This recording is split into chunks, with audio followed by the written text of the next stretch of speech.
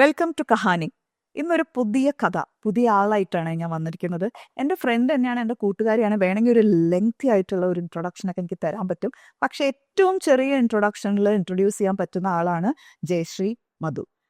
എന്നെ അല്ലെങ്കിൽ എൻ്റെ കൂടെയുള്ള എൻ്റെ ഫ്രണ്ട്സിൽ ആമോദിനിയായിട്ടുള്ള ഒരു സ്ത്രീയാണ് എൻ്റെ കൂടെ ഉള്ളത്. അപ്പോൾ ജയശ്രീയുടെ കഥയിലേക്ക് നേരെ അങ്ങോട്ട് പോയാലോ? Welcome to Kahani.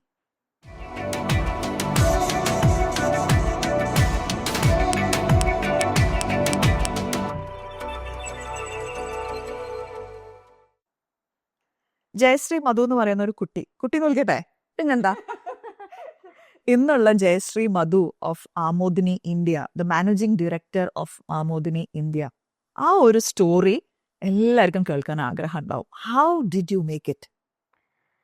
ഞാൻ എൻ്റെ കരിയർ സ്റ്റാർട്ട് ചെയ്തത് ആദ്യം ശരിക്കും മെഡിക്കൽ റെപ്രസെൻറ്റേറ്റീവ് ആയിട്ടല്ല. എൻ്റെ നാട്ടിലുള്ളൊരു സ്കൂളിൽ ടീച്ചറായിട്ട് ഒരു 9 months ഗ്യാപ്പിൽ ഞാൻ ടീച്ചറായിട്ട് വർക്ക് ചെയ്തിട്ടുണ്ടായിരുന്നു. ഒരാളുടെ ഒഴിവിലേക്ക് താൽക്കാലികമായിട്ട് നിയമിക്കപ്പെട്ട് SKN higher secondary school. Okay. ഞാൻ പഠിച്ച സ്കൂളാണ്. അതിനുശേഷം ഞാൻ അവിടെ ടീച്ചറായിട്ട് വന്നു. അതെൻ്റെ ലൈഫിൽ വലിയ എക്സ്പീരിയൻസ് ആയിരുന്നു. എൻ്റെ ടീച്ചേഴ്സാണ് എന്നെ ഒരുപാട് സപ്പോർട്ട് ചെയ്ത് ആ ഒരു ലെവലിലേക്ക് കൊണ്ടുവന്നത്. എസ്പെഷ്യലി SKM സ്കൂളിൽ ടീച്ചേഴ്സിൻ്റെ പേര് വേണമെങ്കിൽ എനിക്ക് എടുത്ത് പറയേണ്ടി വരും. മായ ടീച്ചർ ഒന്നാമത്തെ ആള്, Suma teacher, Anil sir, Suni teacher, Sudha teacher, അങ്ങനെ കുറേ പേരുണ്ട്. പക്ഷെ അതിനകത്ത് മായ ടീച്ചറും സുമ ടീച്ചറും എനിക്ക് ഭയങ്കര സപ്പോർട്ട് തന്നിരുന്നു. അനിൽ സാർ എന്നെ സ്കൂളിൽ ഞാൻ ടീച്ചറായിട്ട് വരുന്ന സമയത്ത് തന്നെ അനിൽ സാർ എനിക്ക് കുറച്ച് ഉപദേശങ്ങൾ തന്നു. ഇങ്ങനെ ബിഹേവ് ചെയ്യണം, അങ്ങനെ ബിഹേവ് ചെയ്യണം, അങ്ങനെയൊക്കെ പറഞ്ഞിട്ട് തന്നിരുന്നു.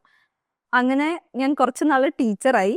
അതിനുശേഷമാണ് എൻ്റെ ഫ്രണ്ട് ദിനു ആൻഡ് റെൻസൺ, അവർ രണ്ടുപേരും കോളേജിൽ എൻ്റെ ഏറ്റവും അടുത്ത കൂട്ടുകാരാണ്. ഒരാളും കൂടി എൻ്റെ റിജോ.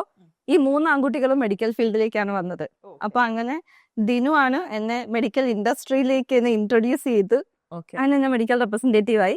അങ്ങനെ ഞാൻ ഫസ്റ്റ് ഒരു ചെറിയ കമ്പനിയിൽ ജോലി എടുത്തു. പിന്നെ എനിക്ക് ഇഷ്ടപ്പെട്ടു ആ പ്രൊഫഷൻ. ബിക്കോസ് നന്നായിട്ട് നമ്മുടെ ക്ലയൻസ് ഒക്കെ ഡോക്ടേഴ്സ് ആണ്. അപ്പൊ നമ്മൾ പോയി സംസാരിക്കുന്നത് ആ സൊസൈറ്റിയിൽ ഒരു എന്താ പറയുന്ന ഒരു നല്ല ലെവലിൽ നിൽക്കുന്ന ആൾക്കാരുടെ അടുത്ത് നമ്മൾ പോകുന്നു. ഫീൽഡ് വർക്കാണ്. അവിടെ നിന്നാണ് ഞാൻ സ്കൂട്ടർ ഓടിക്കാൻ പഠിക്കുന്നത്, തന്നെ ട്രാവൽ ചെയ്യാൻ പഠിച്ചത്, ആൾക്കാരോട് സംസാരിക്കാൻ പഠിച്ചത്, പിന്നെ ഡ്രസ്സിങ്ങിനെ കുറിച്ച് കുറച്ചെങ്കിലും ഒന്ന് അപ്ഗ്രേഡ് ആയത്. അതൊക്കെ സ്ഥലം ഒരു നാട്ടുമ്പുറമായിരുന്നു. അപ്പൊ കുമരകം ഒരു ടൂറിസ്റ്റ് പ്ലേസ് ആണ് ഇപ്പൊ. Beautiful place. അതെ. കുമരകം വളരെ നല്ല സ്ഥലമാണ്. അപ്പൊ കുമരകത്ത് നിന്ന് ഞാൻ എറണാകുളത്തേക്ക് വരുന്നത് ഇതുപോലെ ജോലിയുടെ ആവശ്യത്തിന് കൊച്ചിയിലേക്ക് ഞാൻ വരികയാണ്. കൊച്ചിയിൽ വന്ന് ഒരുപാട് നല്ല സുഹൃത്തുക്കളും നല്ല കുറെ കൂട്ടുകെട്ടുകളും എന്നെ അടുത്ത ലെവലിലേക്ക് കൊണ്ടുപോയി എന്ന് വേണമെങ്കിൽ പറയാം. അപ്പൊ അങ്ങനെ ഞാൻ ആ പ്രൊഫഷനിൽ ഞാൻ അത്യാവശ്യം കുഴപ്പമില്ലാതെയൊക്കെ മുന്നോട്ടേക്ക് വന്നു. പിന്നെ സർജിക്കൽ ഇൻഡസ്ട്രിയിലേക്ക് വന്നു. സർജറി അസിസ്റ്റ് ചെയ്യുമായിരുന്നു. അതില് കൊവിഡിയൻ എന്ന് പറയുന്ന ഒരു കമ്പനിയിലാണ് ജോലി ചെയ്തത്. എന്റെ ഒരു ട്രാൻസ്ഫർമേഷൻ പറയുകയാണെങ്കിൽ കൊവിഡിയനിൽ വർക്ക് ചെയ്തതാണ് എന്റെ ലൈഫിൽ ഒരു ട്രാൻസ്ഫർമേഷൻ പീരീഡ് എന്ന് പറയുന്നത്. ഒരു വലിയ ഒരു bigger picture of life starts. അതെ. അവിടെ എനിക്കൊരു അരുൺ സാർ ഉണ്ടായിരുന്നു. ദെൻ എന്റെ ബോസ് ജോഗേഷ്. ഇവര് രണ്ടുപേരും എനിക്ക് തോന്നുന്നു അവര് ചിലപ്പോൾ അറിഞ്ഞിട്ടുണ്ടാവില്ല, പക്ഷെ അവർ രണ്ടുപേരും എന്നെ ഒരുപാട് ഇൻസ്പയർ ചെയ്ത ആൾക്കാരാണ്. അപ്പൊ അതില് അരുൺ സാറാണ് എനിക്ക് ഈവൻ എന്റെ ഡ്രസ്സിങ്ങിൽ എന്റെ കുഴപ്പങ്ങളെ കുറിച്ച് പറഞ്ഞു തന്നു. അപ്പം ജോഗേഷ് എന്റെ അടുത്ത് പറഞ്ഞു തന്നൊരു കാര്യം, ജയശ്രീ എല്ലാ കാര്യങ്ങളെയും ഹൃദയത്തിലേക്ക് എടുക്കരുത്, കുറച്ച് ലോജിക്കലി ചിന്തിക്കണം എന്ന് പറഞ്ഞു തന്നു. ബേസിക്കലി ഞാൻ വളരെ ഇമോഷണൽ ആയിട്ടുള്ള ഒരാളായിരുന്നു. അപ്പൊ ആ ഇമോഷൻസിനെ മാറ്റി വെച്ചിട്ട് അല്ല, എന്നാൽ ലോജിക്കിനെ മാത്രം ബേസ് ചെയ്തിട്ടും അല്ല. പിന്നീട് അങ്ങോട്ട് ഡിസിഷൻസ് വന്നപ്പോൾ എന്റെ ഇമോഷനും എന്റെ ലോജിക്കും മാച്ച് ആവുന്ന എനർജിയിൽ ഞാൻ ഡിസിഷൻസ് എടുത്തു തുടങ്ങി. ആ ഒരു ലെവലിലാണ് എന്റെ ട്രാൻസ്ഫോർമേഷൻ ആസ് എ ഗേൾ, എന്റെ ഒരു ട്രാൻസ്ഫോർമേഷൻ എന്റെ വ്യക്തിത്വത്തിൽ ഉണ്ടായത്. പിന്നെ നമ്മുടെ അപ്സ് ആൻഡ് ഡൗൺസ് എല്ലാവർക്കും ഉള്ള പോലെ തന്നെ ജീവിതത്തിൽ ഒരുപാട് അപ്സ് ആൻഡ് ഡൗൺസ് എനിക്ക് ഉണ്ടായിട്ടുണ്ടായിരുന്നു. അതിൽ ഏറ്റവും ഇമ്പോർട്ടൻ്റ് ആയിട്ടുള്ള ഒരു കാര്യമാണല്ലോ ഫൈനാൻഷ്യൽ കാര്യങ്ങൾ. അതിൽ ഞാൻ പതുക്കെ ഉയർന്ന് വന്നുകൊണ്ടിരുന്നു. So what about your family? അച്ഛൻ, അമ്മ, അനിയന്റെ വൈഫ്. പിന്നെ ഞാൻ സ്റ്റേയിങ് സിംഗിൾ. അത് തന്നെ, single by choice. Single by choice. Okay, that's beautiful. See, that is staying single is everybody's decision. ഓരോരുത്തരുടെയും ഇൻഡിവിജ്വൽ ആയിട്ടുള്ള ഡിസിഷൻ ആണ്. ഞാൻ സിംഗിൾ ആയിരിക്കണോ കല്യാണം കഴിക്കണോ എന്നുള്ളത്. Is being single helping career? ഞാൻ ഈ പറഞ്ഞ പോലെ ആ ചെറിയ പ്രായത്തിൽ കല്യാണം കഴിക്കണം അങ്ങനെയൊക്കെ വിചാരിച്ചിട്ടുള്ള ഒരാൾ തന്നെയാണ്, അല്ലാന്ന് ഞാൻ പറയില്ല. ബിക്കോസ് ഏതൊരു പെൺകുട്ടീനെ പോലെ നമുക്കും ആ ഒരു പ്രായത്തിൽ ആ ഒരു മോഹം ഉണ്ടാവുമല്ലോ. അപ്പൊ അത് അങ്ങനെയൊക്കെ തന്നെയായിരുന്നു. പക്ഷെ സിംഗിൾ ബൈ ചോയ്സിനും പിന്നെ ഇപ്പോഴത്തെ എൻ്റെ ഒരു അച്ചീവ്മെന്റും തമ്മിൽ ഡെഫിനറ്റ്ലി ഒരു വലിയ ബന്ധമുണ്ട്. എൻ്റെ കൂടെ ഉണ്ടായിരുന്ന കല്യാണം കഴിച്ചിട്ടുള്ള പല ആളുകളും ഇന്ന് എൻ്റെ അച്ചീവ്മെന്റ്സിനെ കുറിച്ച് ഞാൻ സംസാരിക്കുമ്പോൾ അതിന്റെ ഫ്രണ്ട്സ് ആയിക്കോട്ടെ, റിലേറ്റീവ്സ് ആയിക്കോട്ടെ, ആരും ആയിക്കോട്ടെ, ഞാൻ എന്തെങ്കിലും ഒന്ന് അച്ചീവ് ചെയ്തു, അവളത് ചെയ്തത് അവൾ കല്യാണം കഴിച്ചിട്ടില്ല അതുകൊണ്ടാണ്. ഓക്കെ, എന്റെ ഫ്രണ്ട്സിന്റെ അടുത്ത് ഞാൻ പറയുമ്പോൾ എടി ഇങ്ങനെ ചെയ്താണ് നമുക്ക് നെക്സ്റ്റ് ലെവലിൽ നമുക്ക് ചെയ്യാനുള്ളത്, നിനക്ക് അങ്ങനെ ചെയ്യാൻ പറ്റും ബിക്കോസ് നീ കല്യാണം കഴിച്ചിട്ടില്ല. പിന്നെ ഞാൻ ആമോദിനിമാരായിട്ട് ജോയിൻ ചെയ്തിട്ടുള്ള കുറെ ലേഡീസ് ഉണ്ട്, അവരുടെ അടുത്ത് ഞാൻ ചോദിച്ചിട്ടുണ്ട് നിങ്ങളെ ഇവിടെ ആരാണ് സ്റ്റോപ്പ് ചെയ്യുന്നത്, ഒക്കെ ഞങ്ങള് കല്യാണം കഴിച്ചിട്ടുണ്ട് അതുകൊണ്ടാണ് എന്ന് പറയും. അപ്പം ബേസിക്കലി കല്യാണം കഴിച്ചത് എവിടെയോ ഒരു കുഴപ്പമാണെന്ന് എനിക്ക് തോന്നിയിട്ടുണ്ട്. ഇവരൊക്കെ കല്യാണം കഴിച്ചതാണോ ഇവരെയൊക്കെ ഗ്രോത്ത് നിർത്തുന്നതെന്ന് എനിക്ക് തോന്നിയിട്ടുണ്ട്. പക്ഷെ ഞാൻ അങ്ങനെ വിശ്വസിക്കുന്ന ഒരാളല്ല. ബിക്കോസ് നമുക്ക് പാർട്ട്ണർഷിപ്പ് എന്ന് പറയുന്നത് വളരെ നല്ലൊരു കാര്യമാണ്. പക്ഷെ your friends are all men. ഇപ്പൊ പറഞ്ഞ് സപ്പോർട്ട് ചെയ്ത് ചെറുപ്പം മുതലേ സപ്പോർട്ട് ചെയ്തിരുന്നു എന്ന് പറയുന്ന സ്കൂളിലാണെങ്കിലും അത് കഴിഞ്ഞ് കോളേജിലാണെങ്കിലും ആമോദിനി തുടങ്ങാനാണെങ്കിലും ഒക്കെ കൂടെ ഉണ്ടായിരുന്നത് റെപ്രസെന്റേറ്റീവ് ആയിട്ട് വർക്ക് ചെയ്യാൻ അവർക്ക് ഉണ്ടായിരുന്നത് അത് മെൻ തന്നെയാണ്. സോ അതൊരു കളക്റ്റീവ് സാധനം തന്നെയാണ് എല്ലാവരുടെയും അച്ചീവ്മെന്റിൽ. കുറെ ആൾക്കാർ വിചാരിക്കുന്നുണ്ട് ഞാൻ എന്തോ ഫെമിനിസം പറയാമെന്ന്. ആക്ച്വലി ഫെമിനിസം എന്ന വേർഡിനെ തന്നെ ആൾക്കാർ വേറെ ആക്കി മോശമാക്കി വെച്ചിരിക്കുകയാണ്. ഞാൻ അങ്ങനെയല്ല. എന്നെ ഏറ്റവും കൂടുതൽ സപ്പോർട്ട് ചെയ്യുന്നത് ആണുങ്ങളാണ്. എനിക്ക് ഏറ്റവും അടുത്ത ഫ്രണ്ട്ഷിപ്പ് ആണെങ്കിലും ഏറ്റവും അടുത്ത എന്റെ റിലേറ്റീവ്സിൽ എനിക്ക് സപ്പോർട്ട് ചെയ്യുന്ന ആൾക്കാരാണെങ്കിലും എല്ലാം ആണുങ്ങൾ തന്നെയാണ്. ആൻഡ് ബേസിക്കലി എന്റെ അച്ഛൻ ഒരു റൂറൽ ഏരിയയിലുള്ള ആളാണ്. അച്ഛൻ ഒരു സ്റ്റോറി ഉണ്ട്, അച്ഛൻ ഒരു സിനിമ ഓപ്പറേറ്റർ ആണ്. അപ്പൊ അച്ഛൻ ആ റൂറൽ ഏരിയയിലെ ജീവിതം കാണുന്നതിലുപരി അച്ഛന്റെ 17 വയസ്സ് തുടങ്ങി അച്ഛൻ കണ്ടിട്ടുള്ള ആളുകള് റീൽ ആണ്. അതായത് അച്ഛൻ സിനിമയിലെ ആൾക്കാരെയാണ് കണ്ടിട്ടുള്ളത്, സിനിമയിലെ കഥാപാത്രങ്ങളെയാണ് അച്ഛൻ കൂടുതൽ കണ്ടിട്ടുള്ളത്. ഒരു തവണ ഞാനും അച്ഛനും തമ്മിൽ സംസാരിച്ചപ്പോൾ അച്ഛൻ എൻ്റെ അടുത്ത് പറഞ്ഞിരുന്നു അച്ഛൻ കൂടെ നടക്കുന്ന ആൾക്കാരെക്കാൾ കൂടുതൽ നിന്നിട്ടുള്ളത് ആ തിയേറ്ററിന്റെ ഉള്ളിലാണ്. അപ്പൊ അച്ഛൻ അത്രയും കഥാപാത്രങ്ങളെ കണ്ടുപോയത് കൊണ്ട് തന്നെ അച്ഛൻ ഒരുപാട് മനുഷ്യരെ കണ്ടു എന്നാണെങ്കിൽ പറയാം. അപ്പം അച്ഛന് എന്നെ ആ ലെവലിലേക്ക് കൊണ്ടുവരണം എന്ന് വളരെ ആഗ്രഹം ഉണ്ടായിരുന്നു. മേ ബി അച്ഛന്റെ ആഗ്രഹമായിരിക്കാം ഞാൻ ഇന്ന് കൂടുതൽ ഓരോ കാര്യങ്ങൾ അച്ചീവ് ചെയ്യുന്നത്. അപ്പൊ അതിൽ എനിക്ക് അതുപോലെ ആൺ സുഹൃത്തുക്കളും ഉണ്ട് ഓരോ കാര്യത്തിലും. ഇവൻ ആമോദിനിയില് ശരിക്കും പറഞ്ഞു കഴിഞ്ഞാൽ ബേസിൽ ഞാൻ മാത്രമേ പെണ്ണുള്ളൂ, ബാക്കിയൊക്കെ ആണുങ്ങളാണ്. അവരാണ് എന്നെ അത്രയും സപ്പോർട്ട് ചെയ്ത് കൊണ്ടുവന്നത്. ആൻഡ് അതില് എന്താ പറയാ, സിംഗിൾ ആയിട്ട് നിൽക്കുന്നത് കൊണ്ട്, ഞാൻ മാരീഡ് അല്ലാത്തത് കൊണ്ട് ഞാൻ അച്ചീവ് ചെയ്തെന്നോ, ഞാൻ മാരീഡ് ആയിരുന്നെങ്കിൽ ഞാൻ അച്ചീവ് ചെയ്യില്ല എന്നോ ഞാൻ പറയുന്നില്ല. പക്ഷെ ഒരു പാർട്ട്ണർഷിപ്പിൽ ഒരാൾ നമ്മളുടെ കൂടെ ജോയിൻ ചെയ്ത് കഴിഞ്ഞാൽ ഒബ്വിയസ്ലി അയാള് നമ്മളെ നെക്സ്റ്റ് ലെവലിലേക്ക് കൊണ്ടുപോകുന്ന ഒരാളായിരിക്കണം. ഓക്കെ, നമ്മളുടെ തോട്ട് അബൌട്ട് മാരേജ് മാരീഡിനെ കുറിച്ചുള്ള എന്റെ തോട്ട് അത് തന്നെയാണ്. ബിക്കോസ് ഇപ്പൊ ഞാൻ എന്റെ കൂട്ടുകാരികളോട് സംസാരിക്കുമ്പോഴും കൂട്ടുകാരന്മാരോട് സംസാരിക്കുമ്പോഴും എന്റെ ഏറ്റവും അടുത്ത റിലേറ്റീവ്സിന്റെ അടുത്ത് സംസാരിക്കുമ്പോഴും അവരുടെയൊക്കെ ഏറ്റവും വലിയൊരു ബുദ്ധിമുട്ടായിട്ട് അവർ പറയുന്ന ഒരു കാര്യം എന്ന് വെച്ച് കഴിഞ്ഞാൽ പാർട്ട്നേഴ്സ് അവരെ കൺട്രോൾ ചെയ്യുന്നതാണ്. ഓക്കെ, ആ കൺട്രോൾ എന്ന് പറയുന്നത് പല രീതിയിലാവാം. ഇമോഷണൽ കൺട്രോൾ ആവാം, ഫൈനാൻഷ്യലി കൺട്രോൾ ചെയ്യുന്നതാവാം, അവരുടെ സ്വപ്നങ്ങളിൽ നിന്ന് പോവാതെ അവരെ കൺട്രോൾ ചെയ്യുന്നതാവാം. അങ്ങനെയൊക്കെയുള്ള ഒരുപാട് ആൾക്കാരാണ് ശരിക്കും പറഞ്ഞാൽ മാരേജ് എന്ന് പറഞ്ഞിട്ട് സൊസൈറ്റിക്ക് വേണ്ടി ഒന്നിച്ച് ചേർന്ന് നിൽക്കുന്ന കുറച്ച് ആൾക്കാർ. പക്ഷെ എനിക്ക് അങ്ങനത്തെ ഒരാളുടെ കൂടെ എനിക്ക് ജീവിച്ചു കഴിഞ്ഞാൽ ഉറപ്പായിട്ടും ഞാനും ഡിഗ്രോ ആയി പോകും എന്ന് എനിക്കറിയാം. അപ്പോ എനിക്ക് വേണ്ടത് എന്റെ കൂടെ ഒരാൾ ജോയിൻ ചെയ്യുവാണെങ്കിൽ ഒബ്വിയസ്ലി എന്നെ നെക്സ്റ്റ് ലെവലിലേക്ക് കൊണ്ടുപോകാനായിട്ട് പറ്റണം. ഇപ്പോ അറിയാലോ, സൊസൈറ്റിയിൽ നമുക്കുള്ള റെസ്ട്രിക്ഷൻസ് അറിയാലോ. ഒരു ഡ്രസ്സ് ഇട്ട് കഴിഞ്ഞാൽ ഇവളെന്താ ഈ ഡ്രസ്സ് ഇട്ടിരിക്കുന്നത് അങ്ങനെ ചോദിക്കും. ഒരു ലിപ്സ്റ്റിക് ഇട്ടിരിക്കും, ഇവളെന്താണ് ഇങ്ങനെ ലിപ്സ്റ്റിക് ഇട്ടിരിക്കുന്നത്. ഇങ്ങനെ നമുക്ക് ഒരുപാട് ചോദ്യങ്ങൾ നമ്മൾ ഫേസ് ചെയ്യാറുണ്ട് അല്ലേ. അപ്പോ എന്റെ കൂടെ നിൽക്കുന്ന ഒരാള് എന്താ അവര് പറഞ്ഞു നീ ഇങ്ങനെ കാണിക്കുന്നത് ശരിയല്ല, നീ അവിടെ പോകാൻ പാടില്ല എന്ന് പറഞ്ഞു കഴിഞ്ഞാൽ എനിക്ക് എത്ര സഫോക്കേറ്റഡ് ആയിരിക്കും ആ ഒരു ലൈഫ്. അങ്ങനത്തെ ഒരു ലൈഫ് എനിക്ക് പറ്റില്ല. ഓക്കെ, പിന്നെ രണ്ടാമത്തെ കാര്യം, അയാൾ എൻ്റെ അടുത്ത് പറയാണ് ജയശ്രീ നിനക്ക് ഇത് ചെയ്യാന്നാണോ ഇഷ്ടം, നാട്ടുകാർ അങ്ങനെ പലതും പറയുമായിരിക്കും, ഞാൻ നിന്റെ കൂടെ നിൽക്കും, നീ അത് ചെയ്തോ എന്ന് പറഞ്ഞു കഴിഞ്ഞാൽ മറ്റുള്ളവർക്ക് ഹാം ആകാത്ത എന്നാൽ എനിക്ക് എന്റെ അടുത്ത ലെവലിലേക്ക് പോകാൻ പറ്റുന്ന എന്തൊരു കാര്യവും എന്റെ ഒരു പാർട്ട്ണർ എനിക്ക് സപ്പോർട്ട് ചെയ്യാണ്. നീ അടുത്ത ലെവലിൽ പോയത് കുഴപ്പമില്ല, നീ മറ്റുള്ളവർ പറയുന്നൊന്നും കേൾക്കണ്ട എന്ന് പറഞ്ഞു കഴിഞ്ഞാൽ ഐ മസ്റ്റ് റെസ്പെക്ട് ഹിം. ഞാൻ അയാളെ റെസ്പെക്ട് ചെയ്തേ മതിയാവും, അയാളെ ഞാൻ സ്നേഹിച്ചേ മതിയാവും അല്ലേ. അപ്പൊ അങ്ങനത്തെ ഉള്ള ഒരു പാർട്ട്ണർഷിപ്പ് ഉണ്ടെങ്കിൽ നമ്മൾക്ക് ആ ഒരു പാർട്ട്ണർഷിപ്പ് തെറ്റല്ല. പക്ഷെ ബാക്കിയുള്ള എല്ലാം നമ്മള് എന്താ പറയാ, നമ്മളെ താഴ്ത്തി കെട്ടുന്ന എന്തും തെറ്റാണെന്ന് തന്നെ ഞാൻ പറയാം. ജയശ്രീക്ക് അങ്ങനെ ഒരു പാർട്ട്ണർ എവിടെയെങ്കിലും വെയിറ്റ് ചെയ്യുന്നുണ്ടാവും? ഇതുവരെ ക്ഷീരത്തില്ല ചേച്ചി, ഒട്ടന്നെ കിട്ടട്ടെ. അപ്പൊ ഇനി ആമോദിനിലേക്ക് പോകുമ്പോഴേ ഉം.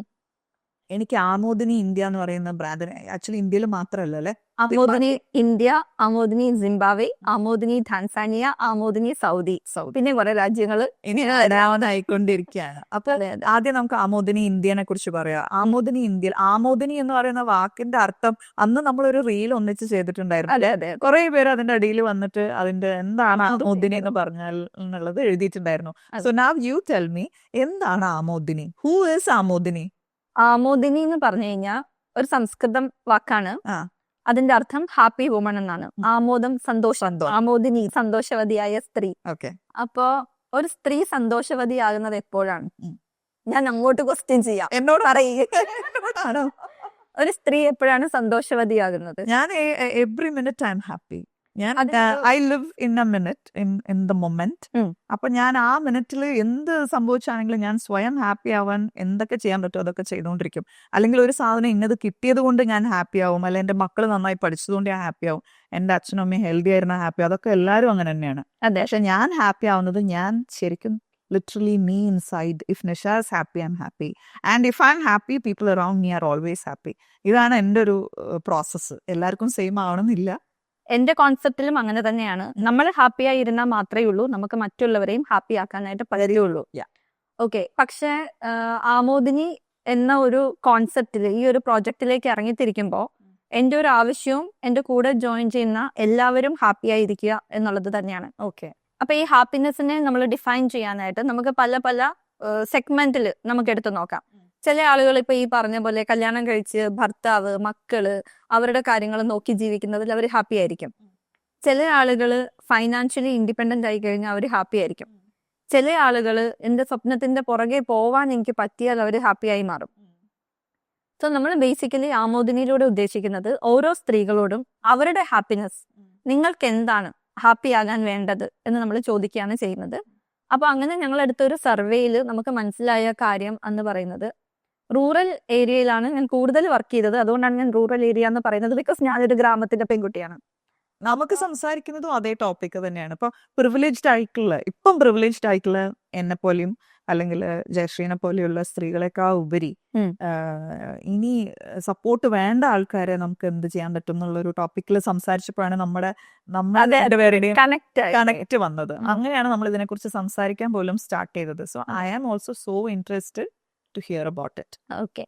അപ്പോൾ റൂറൽ ഏരിയയിലെ ആ സ്ത്രീകൾക്ക് നമ്മൾ പോയി നോക്കുമ്പോൾ ഒരുപാട് ടാലന്റ് ഉണ്ട്. അതെ. ഞാൻ ഇപ്പൊ പറഞ്ഞില്ലേ, നമ്മൾ കുറച്ചും കൂടെ ഹൈ ലെവൽ ആണെന്ന് നമ്മൾ സ്വയം വിചാരിക്കുമ്പോഴും, ഹൈ ലെവലിനല്ല ഞാൻ ഉദ്ദേശിച്ചത്, പ്രിവിലേജ്ഡ് ആണ്. പ്രിവിലേജ്. അതെ, നമ്മൾ ഇതുവരെ എത്തിയതുകൊണ്ട് ബ്ലെസ്സിങ് അല്ലെങ്കിൽ സപ്പോർട്ടും ഉണ്ട്, നമുക്ക് ആ പ്രിവിലേജസ് ഇപ്പൊ ഉണ്ട്. അതെ, നമ്മൾ വിചാരിക്കുന്ന കാര്യങ്ങൾ ചെയ്യാം. എന്നിരുന്നാലും നമ്മൾ വിചാരിക്കുന്നുണ്ട് നമ്മൾ അവരുടെ ലെവലിൽ നിന്നും ഒരു പടി മുമ്പിലാണ് നമ്മൾ. എനിക്കൊരു വിചാരം ഉണ്ടായിരുന്നു സീരിയസ്ലി. അത് മേ ബി എന്റെ അഹങ്കാരമായിരിക്കാം. പക്ഷെ അതൊക്കെ മാറിപ്പോയി ഞാൻ ഈ ആമോദിനിയിലേക്ക് ഇറങ്ങുമ്പോൾ. എന്നെ കഴിഞ്ഞും ഒരുപാട് ടാലന്റ് ഉള്ള ആൾക്കാർ, ഇപ്പോ എന്റെ കൂടെ പഠിച്ച ലിൻഡു എന്ന് പറയുന്നത് ഒരു വീട്ടമ്മയാണ്. അവളുടെ ടാലന്റ് കണ്ടു കഴിഞ്ഞാൽ ഞാൻ അവളുടെ 10% പോലും ഇല്ല. ശരിയാണ് കേട്ടോ. അതാ ഞാൻ പറഞ്ഞത്, നമ്മൾ ബ്ലെസ്ഡും കൂടിയാണ്. അതെ അതെ അതെ അല്ലേ. പക്ഷെ തിരിച്ച് ലിൻഡു എന്നോട് പറയാണ്, നീ എത്ര അടിപൊളിയായിട്ടാണ് ജീവിക്കുന്നത്, നിന്റെ ജീവിതം എത്ര പൊളിയാണ്, ഞാനൊക്കെ ആഗ്രഹിക്കുകയാണ് നിന്നെ പോലെ ജീവിക്കാൻ. ആ മൊമെന്റിലാണ് ഞാൻ വിചാരിക്കുന്നത്, ഓക്കെ, എന്റെ ലൈഫിൽ എവിടെയോ ഒരു വിലയുണ്ടെന്ന്. ഞാൻ എന്നെ സ്വയം അനലൈസ് ചെയ്തിരുന്നത് ഞാൻ ഭയങ്കര സ്ട്രഗിൾ ചെയ്ത് ജീവിച്ചുകൊണ്ടിരിക്കുന്നു എന്നുള്ള ഒരു രീതിയിലാണ് ഞാൻ മുമ്പോട്ട് പോയിക്കൊണ്ടിരുന്നത്. പക്ഷെ ലിൻഡു അത് പറഞ്ഞപ്പം എനിക്ക് മനസ്സിലായി ദാറ്റ് ഞാൻ വേറൊരു അത് ലിൻഡുവിന്റെ ഒരു ക്വസ്റ്റ്യനിൽ തന്നെയാണ് അത് എനിക്ക് വന്നത്. തിരിച്ച് ഞാൻ ലിൻഡുവിനെ നോക്കുമ്പോൾ ഷീസ് ലൈക്ക്, അവൾക്ക് എല്ലാ ടാലന്റും ഉണ്ട്. അവളുടെ ടാലൻസിന് അതിന്റെ ഒരു 10% എനിക്കില്ല. ഞാൻ 100% ഷുവർ ആണ് അവളുടെ ടാലന്റിന്റെ 10% എനിക്കില്ല. ബട്ട് വൈ ആ ഒരു ഡിഫറൻസ്, ലൈഫ് സ്റ്റൈലിലുള്ള ഡിഫറൻസ് എന്തുകൊണ്ടാണ് വന്നത് എന്നുള്ളത് എനിക്കൊരു തോട്ട് പ്രൊവോക്കിംഗ് ആയിരുന്നു. അങ്ങനെ ഞാൻ നോക്കുമ്പോഴാണ് പല പല സ്ത്രീകളുടെ അടുത്ത് പോയി സംസാരിക്കുമ്പോൾ ഒബ്വിയസ്ലി അവരെല്ലാവരും വളരെ ടാലന്റഡ് ആയിട്ടിരിക്കുന്നു. എൻ്റെ അമ്മ എന്നെ വെച്ച് നോക്കുമ്പോൾ ഞാൻ വിചാരിക്കും എൻ്റെ അമ്മേനെ പോലെ അല്ല, ഞാൻ കുറച്ചും കൂടെ ലെവലിലാണ് ജീവിക്കുന്നതെന്ന് ഞാൻ വിചാരിക്കുമ്പോഴും ഷീ ഹാസ് അത്രയും വലിയ ടാലന്റ് അമ്മയ്ക്കുണ്ട്. അമ്മയ്ക്ക് വീട്ടിൽ 10 ഗസ്റ്റ് വന്നു കഴിഞ്ഞാൽ അമ്മ ഇറിറ്റേറ്റഡ് ആവത്തില്ല. അമ്മ അവർക്ക് വേണ്ടി എല്ലാം ഉണ്ടാക്കും. അമ്മ അവർക്ക് പുഞ്ചിരിച്ചുകൊണ്ട് വിളമ്പി കൊടുക്കും. ഇതൊന്നും എന്നെ കൊണ്ട് പറ്റില്ല. എനിക്ക് അത്രയും ചെയ്യാൻ പറ്റില്ല. ബിക്കോസ് അയ്യോ, എനിക്ക് വേറെ ജോലിയുണ്ട്, ഇവർ വന്നല്ലോ, ഞാൻ എന്ത് ചെയ്യും, ഞാൻ പെട്ടെന്ന് ടെൻസ്ഡ് ആവും ആ ഒരു കാര്യത്തില്. പക്ഷെ എൻ്റെ അമ്മ അതൊക്കെ മാനേജ് ചെയ്യുന്ന ഒരാളാണ്. എൻ്റെ അമ്മയ്ക്ക് അറിയാം ആൾക്കാരെ എങ്ങനെ ഹാൻഡിൽ ചെയ്യണം എന്ന് അമ്മയ്ക്ക് അറിയാൻ പറ്റുന്നുണ്ട്. ഇതൊന്നും എനിക്കില്ല. അമ്മ നന്നായിട്ട് തയ്ക്കും, അമ്മ ഒരു തയ്യക്കാരിയാണ്, ഓക്കെ. എനിക്ക് ആ ടാലന്റും ഇല്ല, ആ. ഇതൊന്നും എനിക്കില്ല. അപ്പോൾ നമ്മുടെ റൂറൽ ഏരിയയിലെ ആൾക്കാരെ എടുത്തു വെച്ച് നോക്കിക്കഴിഞ്ഞാൽ അവർക്ക് എപ്പോഴും നല്ല ടാലന്റ് ഉണ്ട്. പക്ഷെ ആ ടാലന്റിനെ ഒരു ഇൻകം ആക്കി മാറ്റാനോ ഫൈനാൻഷ്യലി ഇൻഡിപെൻഡന്റ് ആവാനോ അവർക്ക് എവിടെയോ ഒരു ഗ്യാപ്പ് ഉണ്ട്. ആ ഗ്യാപ്പ് എന്താന്നുള്ളത് നമ്മൾ ഓരോരുത്തരോട് സംസാരിച്ചപ്പോഴും ഓരോരോ ഗ്യാപ്പാണ്. ചിലർക്ക് അത് ഫൈനാൻസ് ആയിരിക്കും, ചിലർക്ക് വീട്ടിൽ ആൾക്കാർ വിടുന്നില്ല, പുറത്തേക്ക് വിടില്ല എന്നുള്ളതായിരിക്കും, ചിലർക്ക് സ്വന്തം വീട്ടിൽ നിന്ന് പുറത്തിറങ്ങിപ്പോയി ജോലി ചെയ്യാനായിട്ടുള്ളൊരു മടിയായിരിക്കും, മറ്റു ചിലർക്ക് കമ്മ്യൂണിക്കേറ്റ് ചെയ്യാനായിട്ടുള്ളൊരു മടിയായിരിക്കും. അപ്പോൾ ആ ഒരു ഗ്യാപ്പ് എന്ന് പറയുന്നത് നമ്മൾ സപ്പോർട്ട് കൊടുക്കേണ്ട ഒന്നാണെന്ന് ഞങ്ങൾക്ക് തോന്നി. അപ്പോൾ പലരുടെ പ്രശ്നം പലതായപ്പോൾ ഇവർക്കൊക്കെ എങ്ങനെയാണ് നമ്മളൊരു സിംഗിൾ വേയിലൂടെ ഹെൽപ്പ് ചെയ്യുന്നത്, അല്ലെങ്കിൽ സിംഗിൾ വേയിലൂടെ ഒരു ഗൈഡൻസ് കൊടുക്കുന്നത് എന്നുള്ളൊരു ചിന്ത വന്നു. ശരിക്കും അങ്ങനെയാണ് ആമോദിനി വന്നത്. അപ്പം ആമോദിനി എന്ന് പറയുന്ന ഈ ബ്രാൻഡ് ഉണ്ടാവാനായിട്ടുള്ള കാരണം ഒരു 4 സെഗ്മെന്റ് ആണ്. 4 സെഗ്മെന്റ് എന്ന് പറഞ്ഞാൽ ഒന്നൊരു കസ്റ്റമർ പോയിന്റ് ഓഫ് വ്യൂ. ഇപ്പം ഞാനും ചേച്ചിയും ഒക്കെ ആമസോണിലും ഫ്ലിപ്കാർട്ടിലും ഒക്കെ നമ്മൾ പ്രോഡക്ട്സ് വാങ്ങിക്കുന്നുണ്ട്. നമ്മൾ ഇ-കൊമേഴ്സ് ആണ് നമ്മളുടെ ലൈഫ് അല്ലെ. നമുക്കൊരു വെള്ളം വേണമെന്ന് വെച്ചാൽ നമ്മൾ പെട്ടെന്ന് സ്വിഗ്ഗി, ഇൻസ്റ്റാമാർട്ട് ചെയ്യും. അങ്ങനെയാണ് നമ്മൾ ചെയ്തുകൊണ്ടിരിക്കുന്നത്. അപ്പൊ ഇ-കൊമേഴ്സ് എന്ന് പറയുന്നത് ഇപ്പൊ നമ്മളുടെയൊക്കെ ജീവിതത്തിന്റെ ഭാഗമായി. ഇപ്പോഴും അത് ജീവിതത്തിന്റെ ഭാഗമാകാത്ത ആൾക്കാർ അവിടെയുണ്ട്. Very true. ഓക്കെ. സോ ആ കസ്റ്റമർ, നമ്മൾ എന്ന ആ കസ്റ്റമേഴ്സിന് കയ്യിൽ കിട്ടുന്ന എല്ലാ പ്രോഡക്റ്റും നമുക്കതിന്റെ ഒതന്റിസിറ്റി എവിടെയാണ് നമുക്ക് തന്നെ തീരുമാനിക്കാൻ പറ്റുക. എന്റെ കയ്യിൽ കിട്ടിയ ഈ പ്രോഡക്റ്റ് അടിപൊളിയാണ്, അല്ലെങ്കിൽ ഇതിന് ഒതന്റിസിറ്റി ഉണ്ടെന്ന് നമ്മൾ എങ്ങനെയാണ് തീരുമാനിക്കുക? നമുക്കത് നമ്മുടെ കയ്യിൽ വന്നതിന് ശേഷം മാത്രമേ ഉള്ളൂ നമുക്ക് പറയാൻ പറ്റുന്നുള്ളൂ. ഏതർ നമുക്ക് കാഴ്ചയിൽ, അല്ലെങ്കിൽ നമ്മൾ അതിനെ അനുഭവിക്കുന്ന ഒരു ഫീൽഡ്. ഇപ്പൊ ഒരു അച്ചാറാണെങ്കിൽ നമ്മൾ കഴിച്ചു നോക്കുമ്പോഴാണ് ഇത് നല്ലതാണോ ചീത്തയാണോ ഇതൊക്കെ നമുക്ക് അറിയാൻ പറ്റുക. അപ്പോ ഇന്നത്തെ കാലഘട്ടത്തിൽ നമ്മളുടെ പ്രോഡക്റ്റ്, പ്രത്യേകിച്ച് ഫുഡ് പ്രോഡക്ട്സ് ആണെങ്കിലും, ഇത് ഒരുപാട് എന്താ പറയുക, ഗവൺമെന്റിന്റെ ഒക്കെ ശ്രദ്ധയുള്ള ഒരു മേഖലയാണെങ്കിൽ പോലും ഞാൻ പറയാണ് ഏറ്റവും കൂടുതൽ അഡൾട്രേഷൻ നടക്കുന്നത് ഫുഡ് ഇൻഡസ്ട്രിയിലാണ്. അല്ലെങ്കിൽ അങ്ങനെയുള്ള കാര്യങ്ങൾ ഏതൊരു പ്രോഡക്റ്റിലും അഡൾട്രേഷൻ എന്ന് പറയുന്നത് ഒരു ആയിട്ട് മാറിയിരിക്കും. How does Amodini control it? അതെ. അപ്പൊ ആമോദിനി അതിനെ എങ്ങനെ കൺട്രോൾ ചെയ്യാൻ പറ്റുമോ എന്നുള്ളത് നമ്മൾ നോക്കിയപ്പോ ഇന്നത്തെ കാലഘട്ടത്തിൽ നമ്മൾ നോക്കുന്നത് ഒരു പ്രോഡക്റ്റ് എന്നതിലുപരി കൺവീനിയൻസ് ആണ് അല്ലേ? അതെ. എന്റെ വീട്ടിൽ എന്റെ അമ്മ തേങ്ങ ഉണങ്ങി കൊപ്രയാക്കി അതിനെ മില്ലിൽ കൊണ്ട് കൊടുത്ത് ആട്ടി വെളിച്ചെണ്ണയാക്കി ഉപയോഗിക്കും. ഞാൻ ഇൻസ്റ്റമാർട്ടിൽ കൂടെ കാണുന്ന ഒരു ബ്രാൻഡ് ടെക് ഓർഡർ ചെയ്തു വാങ്ങിക്കുന്നു. അപ്പൊ അതെന്താണ് നമ്മൾ അങ്ങനെ ചെയ്യാൻ കാരണം? Convenience. Of course convenience. Majority കൺവീനിയൻസിലേക്കാണ് ഇപ്പോൾ ഉള്ളത്. അതുകൊണ്ടാണ് സ്വിഗ്ഗി, സൊമാറ്റോ, ഊബർ ഇതൊക്കെ വന്നിരിക്കുന്നത്. എന്തുകൊണ്ടാണ്? നമ്മുടെ ടൈം, നമ്മുടെ കൺവീനിയൻസ് ഒക്കെ നമുക്ക് വീട്ടിലിരുന്ന് ചെയ്യാൻ പറ്റും. അത് ഭയങ്കര വലിയ ഫ്യൂച്ചറാണ്. അപ്പോ ഈ ഫ്യൂച്ചറിൽ നമ്മളിപ്പോ ജീവിക്കുന്നുണ്ട്. ആ ഫ്യൂച്ചർ ഇല്ലാത്ത ആൾക്കാർ, ഇല്ല എന്ന് വിശ്വസിക്കുന്ന ആൾക്കാരും ജീവിക്കുന്നുണ്ട് ഈ നാട്ടില്. 100%. That is where what I Z.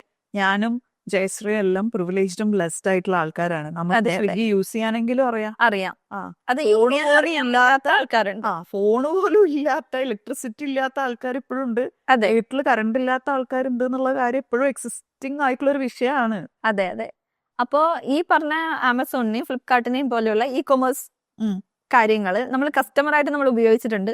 ഞാൻ അതിനെ സെയിൽസിന് ഉപയോഗിച്ചിട്ടുണ്ട്. ഞാനൊരു ഇ-കൊമേഴ്സ് സെല്ലറായിരുന്നു. കോവിഡിന്റെ ടൈമിൽ എന്റെ ബിസിനസ് വളരെ നഷ്ടത്തിലായി, ഞാൻ വളരെ ബുദ്ധിമുട്ടിൽ പോയ സമയത്ത് എന്റെ ലിവിങ്ങിന് വേണ്ടി ഞാൻ ചെയ്ത ഒരു കാര്യമാണ്, കൈ കിട്ടുന്ന എല്ലാ സാധനത്തെയും ഞാൻ ഓൺലൈനിലൂടെ വിൽക്കാൻ പഠിച്ചു. അതിനകത്ത് തേങ്ങയുടെ തൊണ്ട്, ചകിരി, ചിരട്ട, കരി, ചാരം, കപ്പത്തണ്ട്, ഇങ്ങനെയുള്ള പല സാധനങ്ങളെ ഞാൻ ഇ-കൊമേഴ്സിൽ യൂസ് ചെയ്ത് ചിരവ, ഇതൊക്കെ നമ്മൾ വിചാരിക്കുക ഈ ചിരവയൊക്കെ ഇന്നത്തെ കാലത്ത് ഈ തടിയുടെ ചിരവയൊക്കെ ഇരുന്ന് ചിരണ്ടെന്നൊക്കെ ആര് വാങ്ങാനാണ്. പക്ഷെ ഞാൻ ഡെയിലി 8-9 ചിരവ ഞാൻ വിറ്റിട്ടുണ്ട് ഇതിനകത്തോടെ. തഴപ്പായ ഇങ്ങനെയുള്ള നാട്ടിൻപുറത്ത് കിട്ടുന്ന സാധനങ്ങൾക്കായിരുന്നു അന്ന് ഡിമാൻഡ് കൂടുതൽ. കുടംപുളി, വാളംപുളി.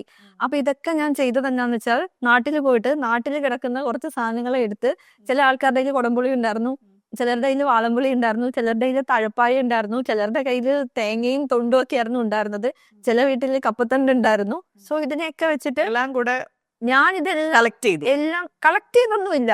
ഞാൻ നാട്ടിൽ പോകുമ്പോ ആ സമയത്ത് എന്താണോ അവിടെ ഉള്ളത് ആ സാധനത്തിനെ ഞാൻ നല്ല രീതിയിൽ പിക്ചറൊക്കെ എടുത്ത് നല്ല അടിപൊളി വേർഡിങ്സ് ഒക്കെ എഴുതി, തൊണ്ട് എന്നൊക്കെ പറയുന്നത് ഓർക്കിഡ് വെക്കാൻ പറ്റുന്ന നാച്ചുറൽ റിസോഴ്സ്, അത് എന്നൊക്കെ പറഞ്ഞ് എഴുതി അങ്ങ് കൊടുത്തു. അപ്പൊ ഇത് കണ്ടിട്ട് എനിക്ക് മേഘാലയയിൽ നിന്നും സിക്കിമിൽ നിന്നും വരെ എനിക്ക് ഓർഡർ വന്നുകൊണ്ടിരിക്കുകയാണ്. ദാറ്റ് 500 രൂപ കിലോയ്ക്ക് വില ഇട്ടപ്പോഴും എനിക്ക് ഓർഡർ വന്നിട്ടുണ്ട്. സൂപ്പർ. അപ്പോ ഇങ്ങനെ വന്നപ്പം ഇ കൊമേഴ്സിന്റെ ഒരു സാധ്യത, നമ്മളുടെ ഇൻകം ജനറേറ്റ് ചെയ്യാൻ പറ്റുന്ന ആ ഒരു സാധ്യത ഞാൻ മനസ്സിലാക്കിയ ഒരാളാണ്. അപ്പൊ അതിലൊരു ദിവസം എന്റെ അമ്മ പറഞ്ഞു, നീ ഇവിടുന്ന് കൊണ്ടുപോകുന്ന ഈ തൊണ്ടൊക്കെ എന്റെയാണ്, നീ എന്റെ കാശ് വാങ്ങിച്ചെടുക്കുകയാണെന്ന് പറഞ്ഞു. അപ്പൊ അമ്മേന്റെ അടുത്ത് ഞാൻ പറഞ്ഞു, തൊണ്ട അവിടെ കിടന്നിട്ട് എന്താ ഇതിനകത്ത് വിൽക്കാറിയില്ലല്ലോ, അത് ഞാനല്ലേ ചെയ്യുന്നേ, അപ്പൊ അതിനാണ് എനിക്ക് കാശ് എന്ന് പറഞ്ഞു. ഓക്കെ. പക്ഷെ അന്ന് ഞങ്ങൾക്ക് ഒരുപാട് ചിന്തിച്ചു ദാറ്റ് ഈ ഒരു റിസോഴ്സസ് ഉള്ളത് ഈ നാട്ടിൻപുറത്തെ സ്ത്രീകളുടെ കയ്യിലാണ്. അതെ. പക്ഷെ ആ സാധനത്തിനെ ഇൻകം ആക്കി മാറ്റാനായിട്ട് അവർക്ക് അറിയുന്നില്ല. അപ്പം എന്നെ പോലെയുള്ള ക്രൂക്കഡായിട്ടുള്ള ആൾക്കാര് എന്താണ് ചെയ്തത്, എന്റെ അമ്മയുടെ കയ്യിലുള്ള ആ റിസോഴ്സസിനെ എടുത്ത് ചൂഷണം ചെയ്ത് ഞാൻ അതിന് ഇ കൊമേഴ്സിൽ സെല് ചെയ്ത് ഞാൻ കാശ് ഉണ്ടാക്കി. അപ്പൊ എനിക്ക് തോന്നി ഇതെന്റെ അമ്മ ഡിസർവ് ചെയ്യുന്ന ക്യാഷാണ്, എന്റെ അമ്മയ്ക്ക് ഇത് കൊടുക്കണം, അമ്മയ്ക്കും കൂടി. അതെ അതെ. അപ്പം അമ്മയ്ക്ക് അവിടെയുള്ള ഒരു ഗ്യാപ്പ് എന്താണ്, ഇത് ഉപയോഗിക്കാൻ അറിയുന്നില്ല എന്നുള്ളതാണ്. അപ്പൊ ആ ഗ്യാപ്പിനെയാണ് എനിക്ക് അവിടെ ഫില്ല് ചെയ്ത് കൊടുക്കണം എന്ന് തോന്നിയത്.